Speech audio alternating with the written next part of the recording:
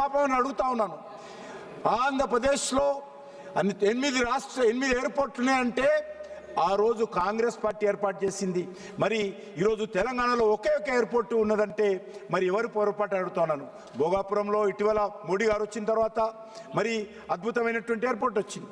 విశాఖపట్నంలో ఎయిర్పోర్ట్ గతంలో ఉంది, రాజమండ్రిలో ఉండింది, తిరుపతిలో ఉన్నది, అదేవిధంగా మరి పుట్టపర్తిలో ఉంది, కడపలో ఉంది, కర్నూలులో ఉంది.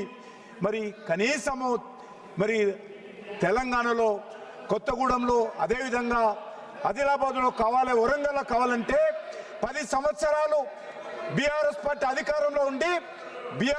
అధికారంలో ఉండి ల్యాండ్ ఇవ్వలేదు వరంగల్ ఎయిర్పోర్టుకు. ఈరోజు మళ్ళీ కాంగ్రెస్ పార్టీ గతంలో కూడా వరంగల్ ఎయిర్పోర్టు విషయంలో కానీ, గతంలో ఆదిలాబాద్ విషయంలో కానీ, కొత్తగూడెం విషయంలో కానీ నిర్లక్ష్యం చేసింది. కాంగ్రెస్ పార్టీ అధికారం ఉన్నన్ని రోజులు తెలంగాణలో రైల్వేల అభివృద్ధి జరగలేదు, రైల్వేలు వెనుకబడిపోయినాయి, జాతీయ రహదారులు అభివృద్ధి జరగలేదు, అనేక రకాలుగా తెలంగాణ వెనుకబడింది. కాబట్టే తెలంగాణ ఉద్యమం వచ్చింది. ఈరోజు నేను మనవి చేస్తా ఉన్నాను ఖచ్చితంగా ఈరోజు ఈ యొక్క ఆంధ్రప్రదేశ్ రాష్ట్రానికి అమరావతి రాష్ట్ర రాజధాని కావాలని గత అనేక రోజులుగా భారతీయ జనతా పార్టీ డిమాండ్ చేస్తూ ఉంది. ఈరోజు దానికి ఒక సానుకూలమైనటువంటి పరిస్థితి రావడం ఏదవుతున్నదో చాలా సంతోషమని మనం చేస్తున్నాను. అంతేకాకుండా అన్నదమ్ముల్లాగా ఈ రెండు రాష్ట్రాలు